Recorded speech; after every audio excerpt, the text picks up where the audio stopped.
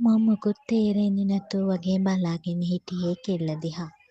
දේව් අයියාගෙත් ඇස් නිකන් බය වෙලා වගේ. ආරාත් පවා එහෙමයි.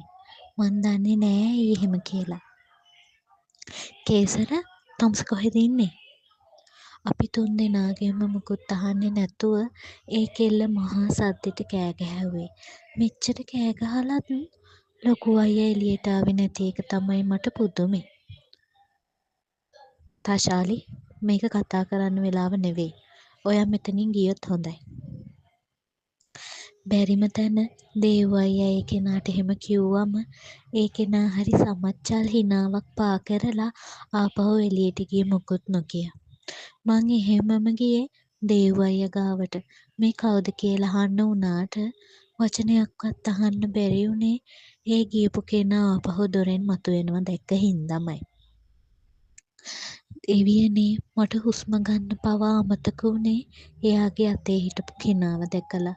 අනේ එයා අතේ හිටියේ රෝස පාට පැනල් රෙද්දකින් ඔතපු අලුත උපන්න ලස්සන චූටි බබෙක්.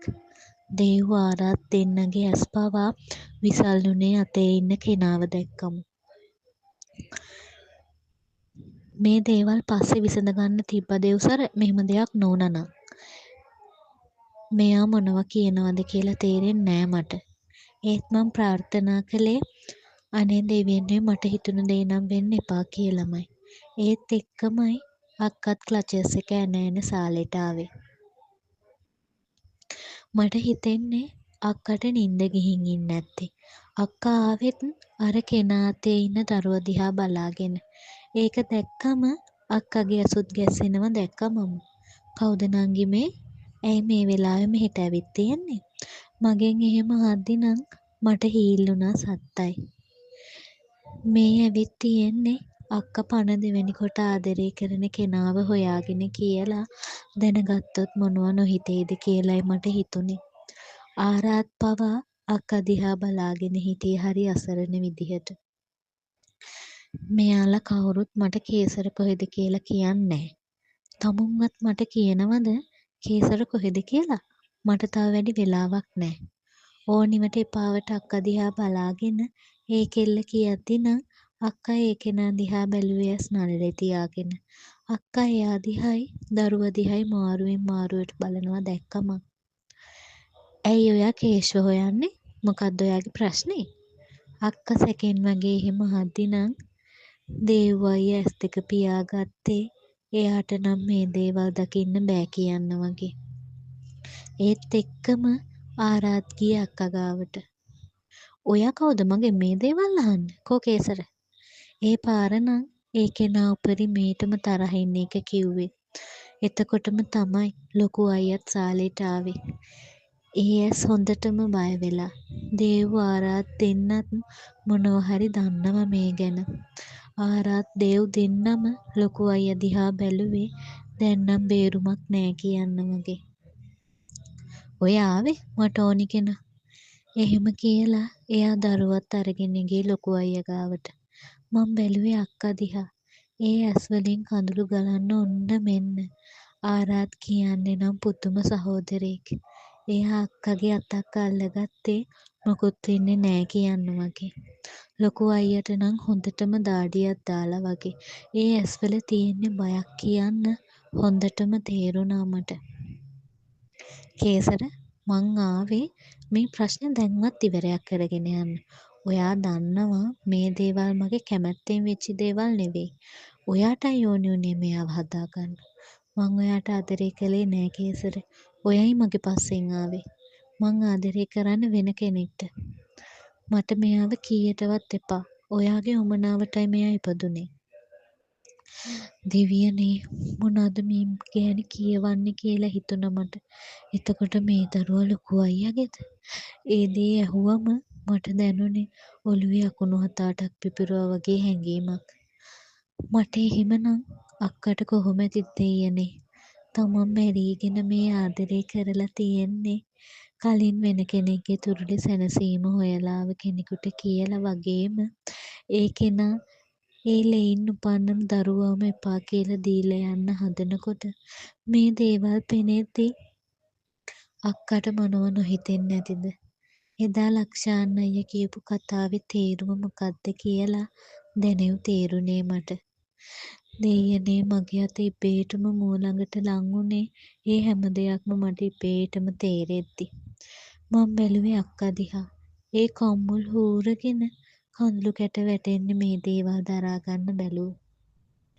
තෂාලි ප්ලීස් මෙතන ප්‍රශ්න ඇති කරන්න එපා. ලොකු අයියට කියා ගන්න හම්බුනේ එච්චරයි. දෙවියනේ එතෙන්ට ආපු අක්කා අත දිගෑරලා කම්මුල් පාරක් අයියට ගැහුවේ අපි හැමෝම බය වෙලා වගේ බලාගෙන ඉද්දි. නිමාවක් නෑ ඒ ඇස්වල වැටෙන කඳුළු වලට. මොකද්ද තමුස කියන්නේ කේෂ්? මේ තමුස වගේම ඉන්න අර දරුවා තමුසගේ නෙවෙයි කියන්නද හදන්නේ? කියනවා මට. අයියගේ උරහිස් වලින් ඇද ඇද අක්කා මේ පිට කරන්නේ ඒ වේදනාව. කොපුල් දිගේ බේරෙන කඳුළු කැට කියන්නේ අක්කගේ හිතේ තියෙන දුක. ඉවසන්නේ කොහොමද කෙල්ලෙක් මෙහෙම දෙයක් වුණාම? ඔයාට මේ කිසි දෙයක් කිව්වේ නැත්තේ ඇයි කේෂ්? මං මැරීගෙන ආදරේ කරපු එකේ වැරැද්දක් තිබ්බද රත්තරන්? ඒ පපුවේ ඉල්ලිලා අක්කා කෑ ගගහ ඇඬුවේ අයියගෙත් ඇස් හොඳටම රතු වෙලා යද්දි. මීනු ඔයාට ඔහොම අඬන්න හොඳ නෑ රත්තරන්. මට සමා වෙන්න මීනු මං දන්නේ මේ දේවල් කොහොම විසඳ ගන්නද කියලා දෙවියනේ. අයියගේ හඬත් හොඳටම බිඳිලා ගිහින් ඒ ඇස්වලත් කඳුළු. ඒත් මං එක දෙයක් දන්නවා. ලොකු අයියා අක්කට ආදරේ කරන්නේ බොරුවට නොවෙන වග. ඒ ඇස්වලින් දැක්ක මං ඒක. මේකට මටවත් ආරාට්ටවත් දේව් අයියටවත් මැදිහත් වෙන්න විදිහක් නැත්තේ ඒක ඒ දෙන්නගේ ප්‍රශ්නයක් හින්දා. ඒත් මට අක්කා ගැන වගේම ගොඩාක් දුක හිතුනේ අර දරු පැටියා ගැන. මේ දරුවා ඉපදිලා උපරිමයටම සති දෙක තුනක් ඇති. ඒ කිරිසප්පයාව එපා කියන අම්මෙක් මං දැක්කමයි මේ. ඔයාලගේ නාඩගම මට බලන් ඉන්න වෙලාවක් නෑ කේසර. මගේ ෆ්ලයිට් එක පාන්දර 1ට. මෙයාව මට එපා. මෙයාව ඔයාටයි ඕනි උනේ. මෙන්න. හිතක් පපුවක් නැති ගානට එහෙම කියද්දි නම් මට හිතුනේ මේ ගෑණි ළඟට ගිහින් අත දිගෑරලා කනේ පාරක් ගහන්න. මං ඒ ගෑණි ළඟට යන්න යද්දිම දේව් අයියා මගේ අතින් අල්ලගත්ත එපා කියන්න වගේ. ඒ ගෑණි අර කිරිසප්පයව සෝපා එක උඩින් තිබ්බේ කිසිම හිතක් පපුවක් නැති ගානට. ඉවසුන්නේ නෑ මට නම් ඒ කරපු දේට. ඒත් අක්කා මං හිතපු දේම කරේ ලොකු අයියත් බය වෙලා වගේ බලන් ඉද්දි. තමන් වදාපු දරුවව එපා කියලා මෙහෙම යන්න තරම් මොන තරම් තිරිසන් ගෑණියෙක්ද තමුසේ. මේ දරුවා මට වැඩි නෑ. ඒත් තමුසෙට කවදා හරි මේ කරපු දේට විඳවන්නම වෙනවා. අක්කගේ කම්මුල් පාරේ සැරටද කොහෙදෝ ඒ ගෑණි වඩි 2-3ක් පස්සට විසිවුනේ. අක්කා මෙහෙම දරුණු වෙලා ඉන්නවා දැක්කමයි මං. ඒත් අපි ඔක්කොටම අදහගන්න බැරි වුණේ අක්කා ඒ දරුවා වැඩි නෑ කියප එකට. ගින පිටි වුණු දෑසින් අක්කා දිහා බලලා අර කෙනා යන්න ගියේ හිතක් පපුවක් නැති ගානට මාස 10ක් තිස්සේ කුසේ තියාගෙන ඉඳලා බිහි කරපු දරුවව දාලා. ලොකු අයියා තවම ෂොක් වෙලා වගේ. එයාටත් හිතාගන්න බැරි වෙන්න ඇති එක පාරටම වුණු දේ. ඒත් ඒ ඉන්නේ තමන්ගේ ලෙයින් හැදුණු හුස්ම ටික. ඒ දරුවා ලොකු අයියාගේ නෙවෙයි කියන්නත් සාධක ඇත්තටම නැති තරම්. මොකද ඒ රෝස පාට පැනල් රෙද්දෙන් වට වෙලා ඉන්නේ ලොකු අයියාගේම ප්‍රතිමූර්තිය වෙද්දි විශ්වාස නොකර කොහොමද ඒක?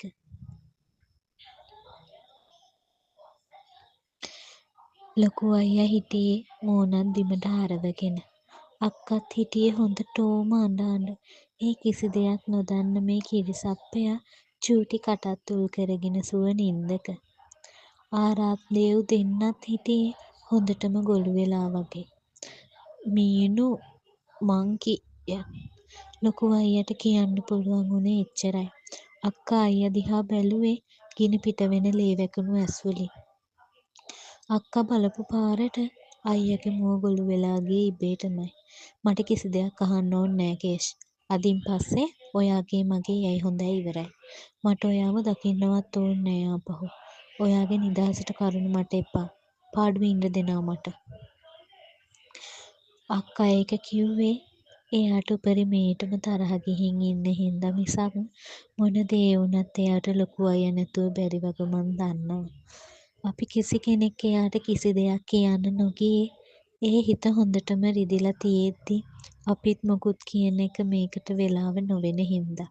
අක්කා ක්ලචස් එකත් අමාරුවෙන් වාරු කරගෙන කාමරේට යන්න ගියේ අපි කිසි කෙනෙක් දිහා නොබලමයි. ලොකු අයියත් පුදුම වේදනාවකින් අක්කා දිහා බලාගෙන හිටියේ ඒ හිතත් බින්දුවටම වැටිලා තියෙද්දි. අයියට දරුවා ගැන නම් වගේ වගක් නැති තරම් එයාට දුක අක්කා ගැන. ඒ දෙන්න ආදරෙන් ජීවිතේ පටන් ගන්න හිටියා විතරයි මේ. අක්කා කාමරේ ළඟට යනකොට ලොකු අයියත් ඒ පස්සෙන්ම අක්කා ළඟට ආවේ අක්කා ඇවිද්දේ අමාරුවෙන් හින්දා. ඒත් අක්කා නෙවෙයි අයියව ගානකට ගත්තේ. අක්කා හැදුවේ අයියත් බලාගෙන ඉද්දිම ඇතුළට ගිහින් දොර ඇතුලෙන් ලොක් කරගන්න. ඒත් කෝ අක්කට ඒකට ඉඩක්. අපි තුන් දෙනාම බලාගෙන ඉද්දිමයි අක්කා ඇතුළට ගිය ගමන් අයියත් දොර වහන්න ඉඩ නොදී ඒ කාමරේ ඇතුළට ගිහින් ඇතුලෙන් දොරත් ලොක් කරගත්තේ. එයාලට ඒ ප්‍රශ්නේ විසඳගන්න අපිත් ඉඩ දීලා පැත්තකට උනේ ඒකමයි. අනේ මං මේ චූටි පැටියා ගාවට රෝස පාටයි එයා. පව් අසරණේ. අම්මත් එයාව දාලා යද්දී එයාගේ තාත්තට නෙවෙයි මේ පැටියා ගැන ගානක් තිබ්බේ. මං හරි පරිස්සමෙන් එයාව අතට ගන්නකොට දේව් අයියා හරි ආදරෙන් මං දිහා බැලුවේ. අයියේ මේ ලස්සනයි නේද එයා. ලොකු අයියා වගේමයි. මං එහෙම කියනකොට නම් දේව් අයියා චූටි පැටියාගේ රෝස කම්මුලක් මහපට ඇඟිල්ලෙන් පිරිමැද්දේ. එයාටත් ආස හිතිලද කොහෙද? ඒත් එක්කමයි මල් ළඟට ආරාධාවේ. ඉබ්බි දැන් අම්මගේ චරිතෙත් රඟපාන්න වෙලාව හරි. මේ අසරණීට උඹ අම්මා වෙයන් පහන්දි. අම්මෙක් කියන්නේ කෙල්ලෙක්ගේ ශක්තිය. ඔයාට පුළුවන් මෙයාව පරිස්සම් කරන්න. ඒකම ඇති අපි හැමෝටම. ආරාත් කියපු කතාවට නම් මට ඇඬුණ ඇත්තමයි. මං බැලුවේ කඳුළු පිරුණු ඇස් වලින්ම දේව් අයියා දිහා.